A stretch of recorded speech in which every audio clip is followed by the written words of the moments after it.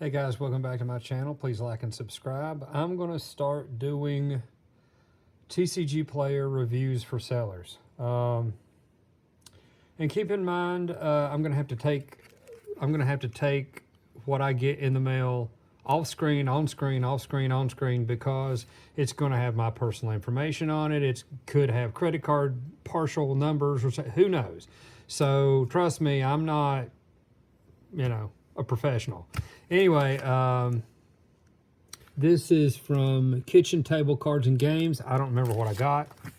I will explain to you when a little bit more about it when I take the paper that's inside it off screen and kind of read through it, deleting some information and giving you the other.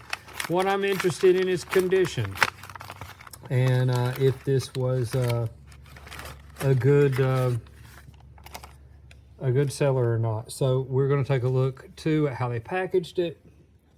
There's an order number here.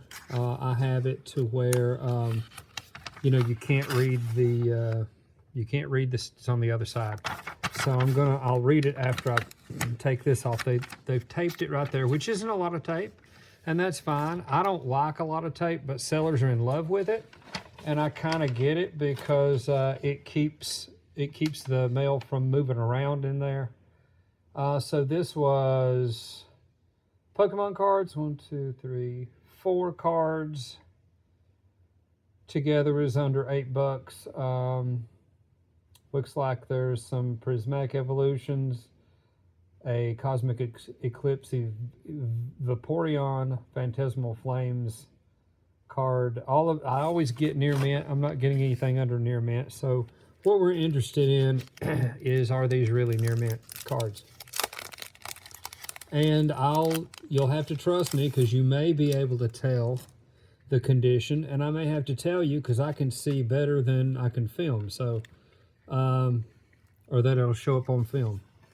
So this is what it was. I don't care how flimsy it is, if the cards arrive in good condition, and that was not what I would call super flimsy. It's just, it doesn't really matter to me as long as I get the cards in good condition. Now these are newer cards, so they should be easier to be in great condition. So we're going to look at it while it's still in the sleeve. I don't see any. That's not a big deal. There might be a tiny bit of. Yeah, I think that's the way. Yeah, it's not. It's not what I would call warped or anything. This is textured full. We're gonna look at the pretty close at the sides here. I don't see anything wrong with this card at all. I'm looking at the back. It's very well centered. It could be a little thicker on this side if you were going to get it professional graded, but I'm not, so I don't really care. I'm moving it around in the light because I want to catch and see if there's any surface wear. There's not. You'd be able to tell easier on the back. The front hides a lot of surface wear because this is textured. So this card looks fantastic. I'm gonna I'd give this one card a 10 out of 10. Let's look at this one. Here's another one. This would be easier to be in great condition. And I'm gonna move all the edges around so you can see. So you can get an idea maybe of what kind of work they do. Understand some of these companies are just fantastic companies, and they screw up one time.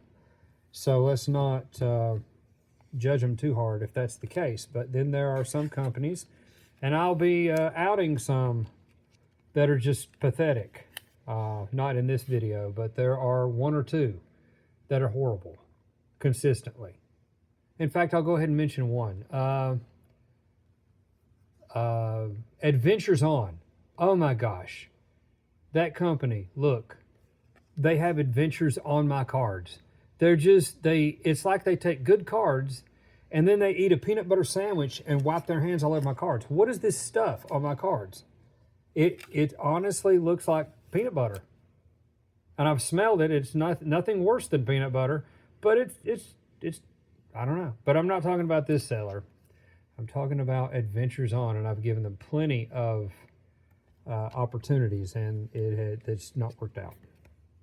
And it's going to be rare when I call a seller out, because most of the time I'm going to give them a benefit of the doubt, because it's difficult being an LGS or a seller. I can't do it myself. So these are looking great so far. The more difficult one is coming up, though.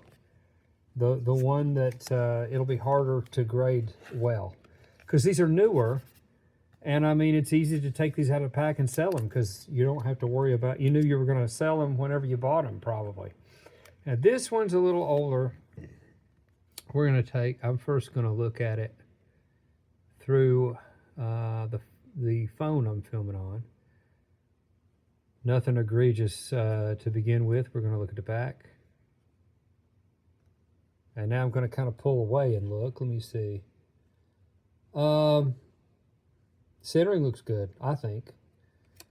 And then let me take a look here. No surface wear. This is definitely at least near mint. Now, I do see a ding right here. Like it looks like a staple imprint, like somebody has right here on the end, right where my thumbnail is. I would still rank that in near mint. I am disappointed in this one particular card a little bit, but I can definitely see how they missed that. You know, this isn't an egregious. They're not trying to rip you off here. They just let me see. Let me look a little closer. Mostly the surface. There's no surface wear on it, except right here, and I'm going to let that slide. I would make a note of that right here. I'm sorry, I took it off the camera. I'm going to try to move it around in the light so you can see it. Look in this area right here, and you can kind of see a staple mark, as if it's been pressed against a staple. And that was probably just whenever someone had it in a binder, it was pressed in there. I'm not happy with that, but this is one of the cards I'm going to keep. Usually, if the card is too bad, I'll just give it away to kids, because it's trash. This is, let me see what that one was.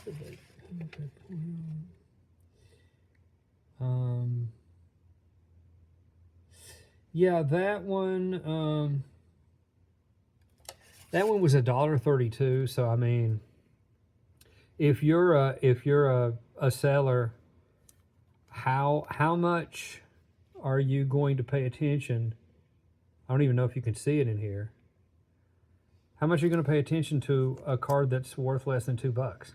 So I still use this seller. You got these 4 cards that are perfect, and this card that at first glance looks perfect, but it had been dinged up a little bit. I would call it lightly played, but again, it's not. I mean, I'll try to be fair. It's probably something I'm going to give positive feedback on, and I'm probably going to use the seller again. If it's a continued problem, maybe I'll worry about it. But yeah, they get a passing grade from me. You got 4 perfect, probably gradable cards, although they're easier to grade because they're newer. And then this one, I would have called that lightly played plus maybe, but that's not too bad. And you know, most of the card is really fantastic. It doesn't, you know, that indentation doesn't go all the way through the card. Wish the problem was on the back and not the front, but not too bad. So this was Kitchen Table TCG. I'll make a note in my journal. I'll probably give them a 9.5 out of 10.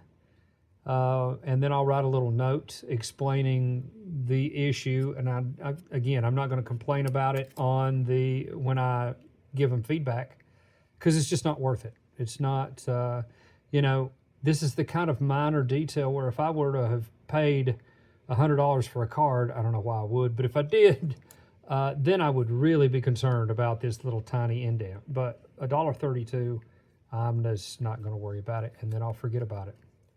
So anyway, thanks for going with me on this new journey I'm on when I'm going to review Settlers on TCG Player, and if they don't like that, then they can do a better job. But anyway, thanks. Again, I would recommend so far with this limited, tiny sample size. I'd recommend that seller. I mean, they did pretty good for me. Anyway, thanks, guys.